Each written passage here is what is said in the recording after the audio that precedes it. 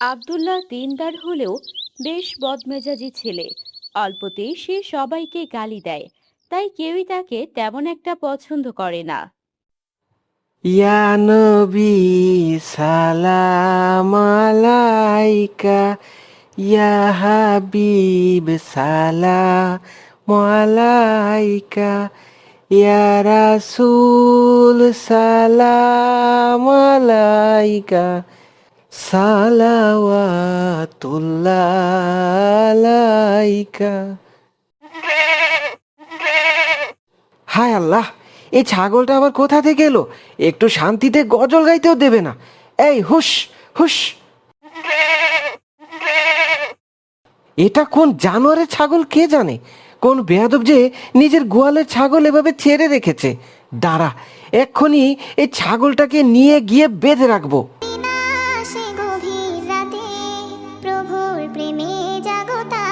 আসলে ছাগলটাকে ধরে বাড়ির উদ্দেশ্যে রওনা হয়। পথেই তার সঙ্গে আলীর দেখা হয়। আসসালামু আলাইকুম আব্দুল্লাহ। ওয়ালাইকুম আসসালাম। এখন তোমার সাথে কথা বলতে পারবো না। এই ছাগলটিকে আগে গিয়ে বেঁধে রেখে আসি। এই ছাগল নিয়ে তুমি কোথায় যাচ্ছ? এটা তো তোমাদের ছাগল নয়। হ্যাঁ, এটা আমাদের ছাগল নয়। তুমি কি জানো এটা কার ছাগল? দেখে তো মনে হচ্ছে এটা আয়শাদের ছাগল। ঠিক আছে ঠিক আছে, তোমাকে অনেক শুক্রিয়া। এই ছাগল নিয়ে আমি আগে আয়েশাদের বাড়িতে যাব। আসলে ছাগলটাকে ধরে বাড়ির উদ্দেশ্যে রওনা হয়।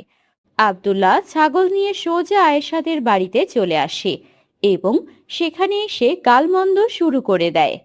আসসালামু আলাইকুম আব্দুল্লাহ, কি হয়েছে? ওয়ালাইকুম আসসালাম। কি হয়েছে দেখছিস না? তোদের ছাগল কেন আমাদের ক্ষেত খাবে? তোদের কি বাপে সম্পত্তি পেয়েছিস? তুমি এভাবে কেন কথা বলছো আব্দুল্লাহ? কিভাবে কথা বলতে হয় সেটা কি তোর কাছ থেকেই শিখতে হবে?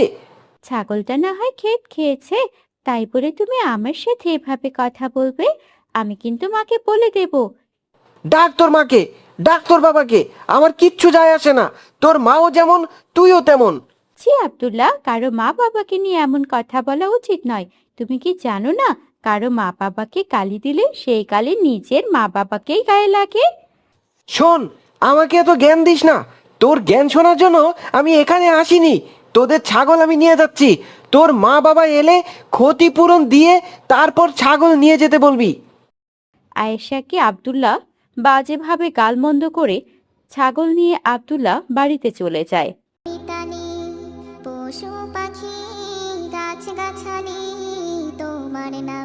কি ব্যাপার আব্দুল্লাহ, এটা কার ছাগল নিয়ে এলে? এই ছাগলটা আমাদের ক্ষেত খাচ্ছিল, তাই ধরে নিয়ে এলাম। কিন্তু ছাগলটা আমাদের বাড়ি নিয়ে আসার কি দরকার ছিল? এটা যার ছাগল তাকে ফেরত দিয়ে বুঝিয়ে বললেই হতো। তুমি কি পাগল হয়ে গেছো নাকি মা? আমাদের ক্ষেত নষ্ট করেছে, আর আমি তাদের সাথে ভালো ব্যবহার করে বুঝিয়ে শুনিয়ে ছাগল দিয়ে আসবো? এভাবে কেন বলছো বাবা? ছাগল তো আর মানুষ না, জেনে জ্ঞান বুদ্ধি থাকবে, ভুল করে খেতে ঢুকে গেছে। আরে তুমি চুপ করো তো মা। এটা আয়শাদের ছাগল। ওর বাবা মা এসে আমাদের ক্ষতিপূরণ দিলে তারপরেই ছাগল নিয়ে যাবে। কিন্তু বাবা, তোমাকে চুপ করতে বলেছি না? যাও, এখনই ছাগলটা বেঁধে আসো। আর এই ছাগলটাকে একটা খাবারও দেবে না বলছি।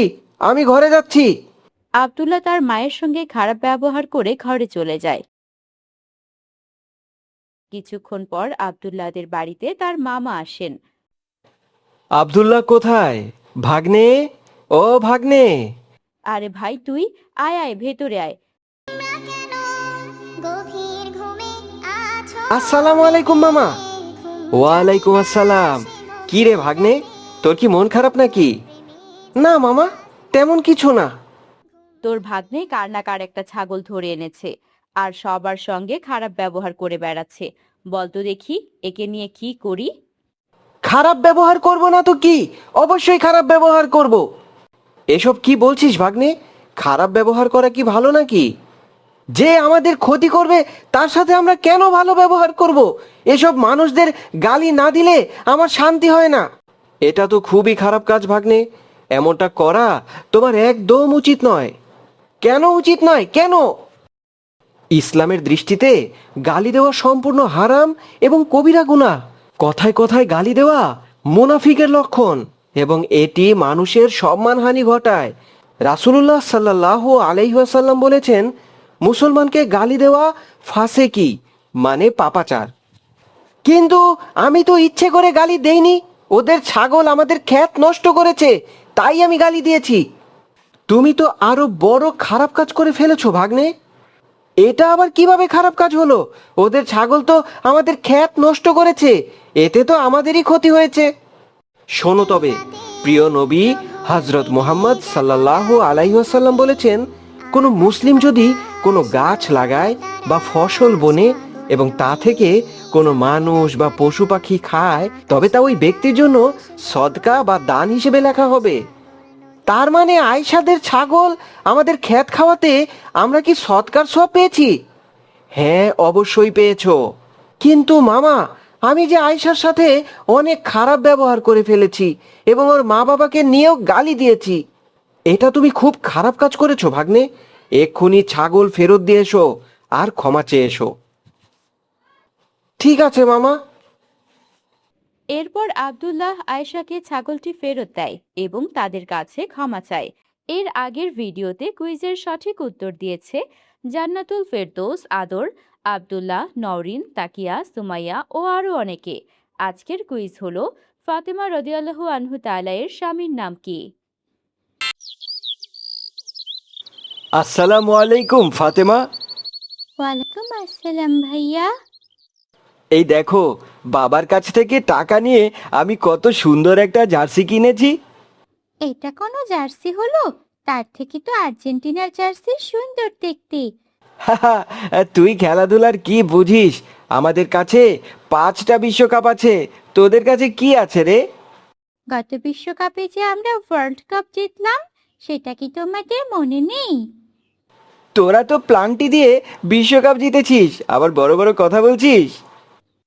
দুই ভাই বোনের তর্কের মাঝে আব্দুল্লাহ চলে আসে। আসসালামু আলাইকুম হামজা, তোমরা দুজন কি নিয়ে ঝগড়া করছো? আব্দুল্লাহ ভাইয়া, তোমাকে এসব বুঝিয়ে কি কোনো লাভ আছে? তুমি তো বিশ্বকাপ দেখোই না। হ্যাঁ, ফাতেমা ঠিকই বলেছে। তুই এত বড় একটা ছেলে, বিশ্বকাপ দেখিস না? তুই তো খুব খ্যাত হয়ে গেছিস রে। ওসব বাদ দে, চল আমরা খেলতে যাই। ধুর, তোর সাথে কে খেলবে? আমি তো খেলবো ব্রাজিল ফ্যানদের সাথে। তুই বাড়ি চলে যা। হামজা তখন আব্দুল্লাহকে খেলার জন্য মানা করে দেয়। তখন আব্দুল্লাহ মন খারাপ করে বাড়ি চলে আসে। আসসালামু আলাইকুম আব্দুল্লাহ। ওয়ালাইকুম আসসালাম মা। কি ব্যাপার আব্দুল্লাহ, তোমার মন খারাপ কেন? ও তুমি বুঝবে না মা। মায়েরা সব বোঝে বাবা, বলো তোমার কি হয়েছে? মা, আমার কিছু টাকা লাগবে, আমি একটা জিনিস কিনবো। কি জিনিস কিনবে বাবা? উফ, শুরু হয়ে গেল তো। কিছু একটা কিনতে চাইলে কি কিনবো, কোথায় কিনবো, সব শুরু করে দাও। আচ্ছা ঠিক আছে, এত রাগ দেখাতে হবে না। কত টাকা লাগবে বলো? এই 400 টাকার মতো দিয়ে দাও। ঠিক আছে দিচ্ছি, কিন্তু বাজে কাজে খরচ করো না। আব্দুল্লাহর মা তার জমানো টাকা থেকে আব্দুল্লাহকে 400 টাকা দিয়ে দেন। আব্দুল্লাহ সেই টাকা দিয়ে দোকান থেকে একটা ব্রাজিলের জার্সি কিনে নেয়। পরের দিন সে লুকিয়ে সেই জার্সি পরে হামজাদের বাড়িতে চলে যায়। আসসালামু আলাইকুম হামজা, এই দেখ আমি কি পরে এসেছি। আরে বাহ, তুই জার্সি কিনে ফেলেছিস? হ্যাঁ রে, আম্মুর কাছ থেকে টাকা নিয়ে কিনে ফেললাম। আরে এই না হলে আমার বন্ধু। জার্সি কিনলে কি হবে? তুমি কি খেলার কিছু বোঝো? এই ফাতেমা, তুই চুপ কর। খেলার কিছু বোঝে না, এখন থেকে বুঝবে। কিন্তু কিভাবে খেলা বুঝবো? শোন বন্ধু, তুই কাল ঠিক রাত 4টায় আসতে পারবি? এত ভোরে কিভাবে আসবো? আরে না আসলে খেলা দেখবি কি করে? তুই কিছু একটা ম্যানেজ করে আমাদের বাসায় চলে আসিস। ঠিক আছে, ইনশাআল্লাহ চলে আসবো। ঘুম যদি না আসে গভীর রাতে, প্রভুর প্রেমে জাগো তাসবিহাতে। পরের দিন আব্দুল্লাহ ভোরে 4টায় ঘুম থেকে উঠে পড়ে, কিন্তু বাড়ি থেকে বের হওয়ার সময় মায়ের সঙ্গে তার দেখা হয়। কি ব্যাপার আব্দুল্লাহ, এত ভোরে উঠে কোথায় যাচ্ছ? মা, তুমি? আসলে হ্যাঁ, আমি তো নামাতে যাচ্ছি মা। আজকে একটু তাড়াতাড়ি যাচ্ছ দেখি। ভোরের আবহাওয়াটা একটু গায়ে মাখতে চাই। প্রবাদে আছে না, সকালবেলার হাওয়া হাজার টাকার দাওয়া। আচ্ছা যাও, কিন্তু সাবধানে ফিরে এসো। আল্লাহ হাফেজ। আল্লাহ হাফেজ মা। প্রভুর প্রেমে জাগো তাসবিহাতে, পশু পাখি গাছগাছালি তোমার নামে জেগে করে মিতালি। পশু পাখি মায়ের কাছে মিথ্যা বলে আব্দুল্লাহ হামজার বাড়িতে চলে আসে। হামজারও ততক্ষণে ঘুম থেকে উঠে পড়েছে। ভাইয়া দেখো, আব্দুল্লাহ ভাইয়া চলে এসেছে। এই তো ঠিক সময় চলে এসেছিস। কিছুক্ষণ মজা মাস্তি করব, খাওয়া দাওয়া করব, তারপর একসাথে বসে খেলা দেখব। ঠিক আছে দোস্ত। এই দেখ, এখানে কত খাবার, কোকা কোলা, চিপস, আরো কত কি।